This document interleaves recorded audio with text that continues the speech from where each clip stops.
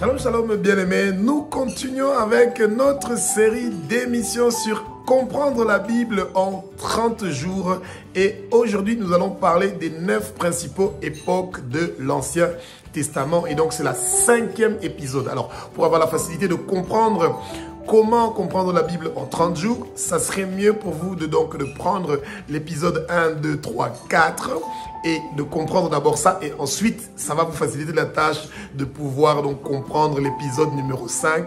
Alors, que le Saint-Esprit prenne le contrôle de cette séance d'enseignement et que vous et moi, que nous tous, nous puissions apprendre avec beaucoup de facilité. Alors, ces derniers temps, nous sommes en train d'intensifier les émissions sur les enseignements bibliques. Pourquoi? Parce que les chrétiens doivent apprendre à pouvoir eux-mêmes lire la Bible, méditer la parole, prier eux-mêmes, jeûner eux-mêmes. Nous devons être autonomes, nous devons comprendre ce que le Seigneur attend de nous. Le Seigneur veut absolument que nous maîtrisons sa parole. C'est pour ça que chaque jour, nous devons prendre un temps. 10, 15, 20 minutes, 30 minutes ou plus, 60 minutes, 2 heures du temps pour étudier la parole. Alors, les 9 époques qu'il y a dans l'Ancien Testament, la première époque, c'est l'époque de la création. Alors, ce que le chrétien doit faire, c'est la chose suivante. Quand on parle de création, il faut lier ça directement à un personnage. Alors, quand on parle de la création, on parle automatiquement de Adam. Et donc, c'est très important de savoir que Adam est le premier homme qui a été créé. Donc, Adam n'est pas né d'une femme, il a été créé. Et Ève est une partie de Adam. Pourquoi? Parce que, Adam dormait et on a retiré une côte de Adam et c'est comme ça que Ève aussi a été créée. Et donc, quand on parle de la création, on parle de Adam et Ève et on parle de toutes les choses que le Seigneur a créées. Bien aimé, c'est pour ça qu'on dit tous ceux qui respirent louent le nom de l'Éternel. Et le Seigneur a créé seulement des choses qui respirent. Même le jour que l'homme va dire qu'il ne va pas adorer le Seigneur, ne vous en faites pas. Les montagnes, les pierres, l'eau, toute chose va adorer le Seigneur parce qu'il a déjà prévu que tous ceux qui respirent louent le nom de l'Éternel. Donc, quand on parle de la création, donc numéro 1, on pense directement donc à Adam. Alors, ensuite, après Adam, nous avons donc les patriarches. Donc, c'est la deuxième époque. Et quand on parle des patriarches, automatiquement, on pense à Abraham. Donc, quand on parle de patriarche, automatiquement, on pense à Abraham. Et quand on pense à Abraham, on pense à Isaac. Et quand on pense à Isaac, on pense à Jacob. Et les patriarches ont vécu des longues histoires. Ils ont vécu beaucoup de miracles. Ils ont vécu beaucoup de choses. Et donc, l'homme a quitté d'être donc Éden pour partir vers Canaan.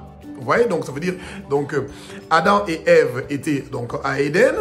Et ensuite, le Seigneur a demandé donc à notre patriarche Abraham de quitter le lieu où il y avait Éden pour partir vers Canaan. Et donc, quand on parle de création, vous liez ça directement à Adam et Ève. Et quand on parle de patriarche, vous liez ça directement à Abraham, Isaac et Jacob et Joseph aussi, bien sûr.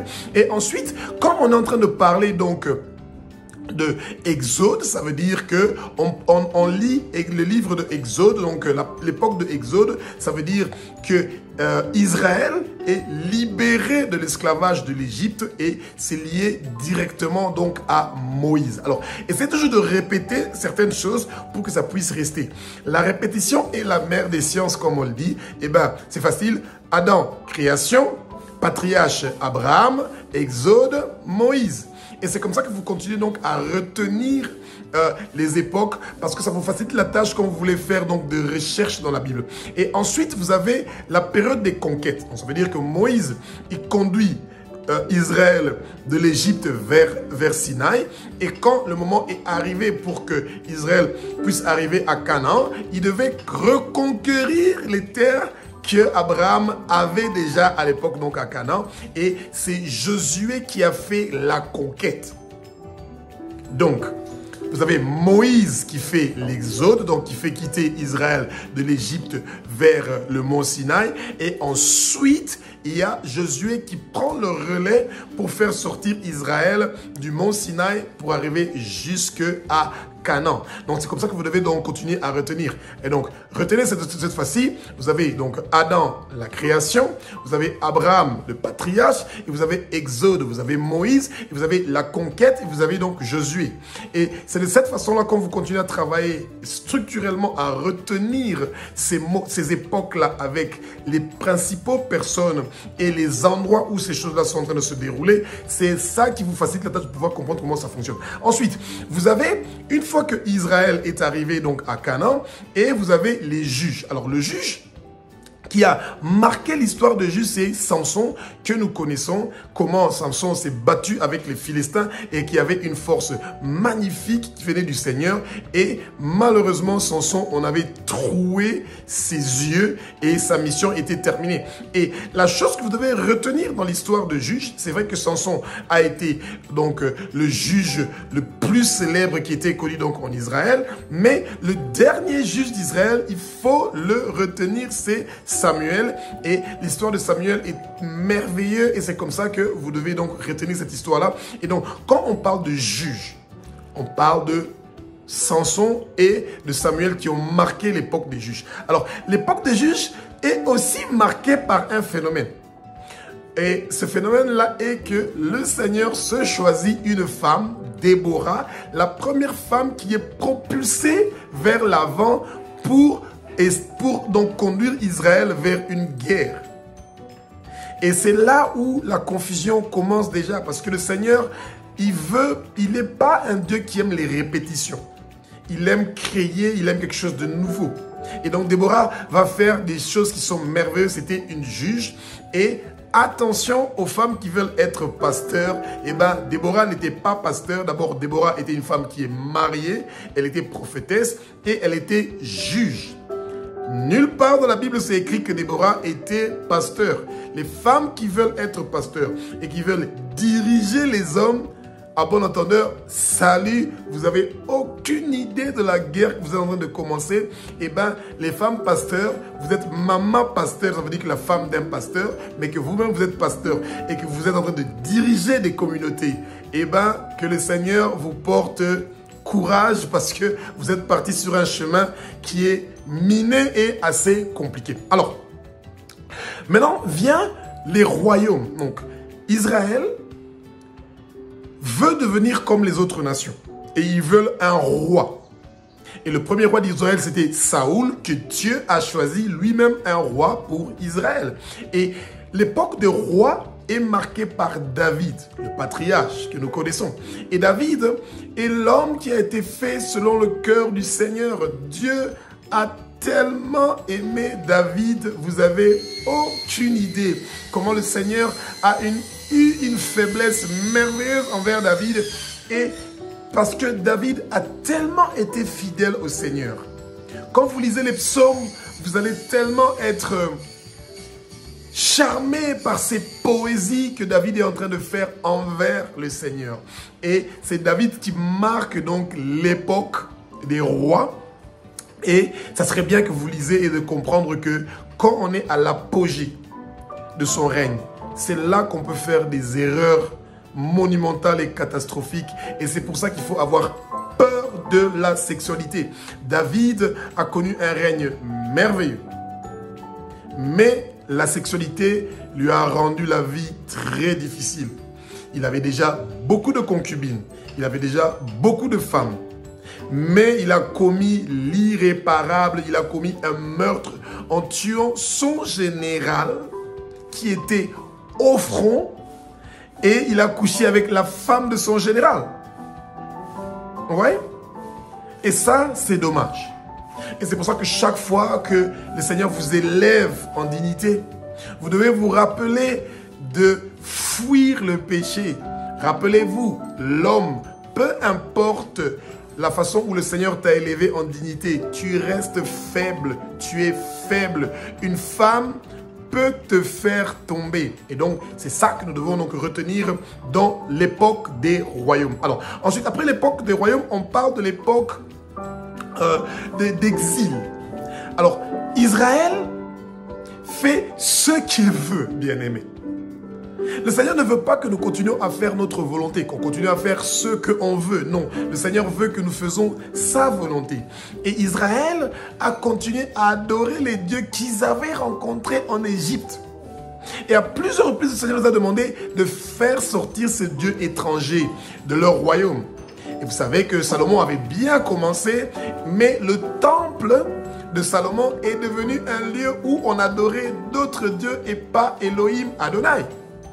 Et c'est comme ça que le Seigneur a décidé que ce temple-là commençait à l'agacer et qu'il a détruit le temple pour maintenant exiler Israël, donc faire sortir Israël de Jérusalem et les exiler vers Babylone. Vous voyez? Et l'époque de l'exil est marquée par Daniel. Et Daniel a marqué l'époque de l'exil par sa sagesse. Et c'est Daniel qui va avoir la révélation que les 70 ans d'Israël, 70 ans d'Israël à Babylone étaient arrivés et qu'il devait intercéder pour que Israël puisse retourner à Jérusalem. Et donc l'époque de l'exil est marquée par Daniel. Ensuite, on a l'époque du retour d'Israël. Donc Israël quitte Babylone pour retourner à Jérusalem. Et cette époque-là est marquée par Esdras. Alors, Esdras, c'est très intéressant que vous puissiez lire le livre d'Esdras. Pourquoi? Parce que quand Israël est en train de quitter Babylone pour retourner à Jérusalem, eh bien, cette génération-là ne connaissait plus les commandements de Moïse, ne connaissait plus la loi. Et c'est le Seigneur qui met à cœur, qui choisit Esdras pour enseigner Israël, la loi, qu'Israël puisse réapprendre la loi. Et c'est là que le problème maintenant commence, parce que quand Israël a commencé à apprendre la loi avec Esdras, eh ben, c'est là que il y a un groupe de gens, les pharisiens et les sadducéens, qui commencent à s'accaparer la place de Dieu. Donc ça veut dire qu'ils se font les intermédiaires de Dieu. Eh bien, bien aimé, il faut toujours retenir que comme il y avait des rituels qui devaient se faire dans le temple, et que dans ces rituels-là, il y avait un sacrificateur, donc un prêtre qui était nécessaire pour pouvoir avoir accès au sein des saints. Et comme on devait avoir donc accès au sein des saints, eh bien, on avait besoin d'un sacrificateur. Et donc, vos péchés ne pouvaient pas être pardonnés quand vous demandez le pardon de péché. Non, il y avait un prêtre qui devait demander le pardon de péché pour vous. Et il y avait donc une première voile qui devait traverser, et ensuite une deuxième voile pour arriver au sein des saints. Vous voyez? Et c'est pour ça que Jésus est venu pour briser ce moment de silence-là et que sa mort devait faire la passation entre l'ancienne alliance qui était seulement pour Israël et passer de l'ancienne alliance à la nouvelle alliance, une meilleure alliance qui aussi incorpore les gentils qui sommes nous. Et donc, retenez donc les époques suivantes, époque donc de la création, vous avez Adam, l'époque du patriarche, vous avez Abraham, l'époque de Exode, vous avez donc Moïse, l'époque de conquête, vous avez Josué, l'époque des juges, vous avez Samson, l'époque des rois et donc des royaumes, vous avez David, l'époque d'exil, vous avez donc Daniel, l'époque du retour de l'exil, vous avez Esdras, et ensuite l'époque du silence, vous avez les pharisiens qui s'accaparent le peuple de Dieu. Donc c'est de cette façon-là que vous devez donc retenir les époques de l'Ancien Testament. Ils sont à 9 et espérons que vous avez appris quelque chose et que vous allez continuer à prendre la parole jusqu'à ce que vous allez continuer à grandir spirituellement et que vous devenez puissant et que des grands miracles et des grandes choses se font dans vos mains et que vous vivez une vie de sanctification pour vous rapprocher encore plus vers le Seigneur et que le Saint-Esprit prenne le contrôle de votre vie pour que vous continuiez à travailler avec persévérance, avec ferveur pour le Seigneur Jésus-Christ. Soyez bénis.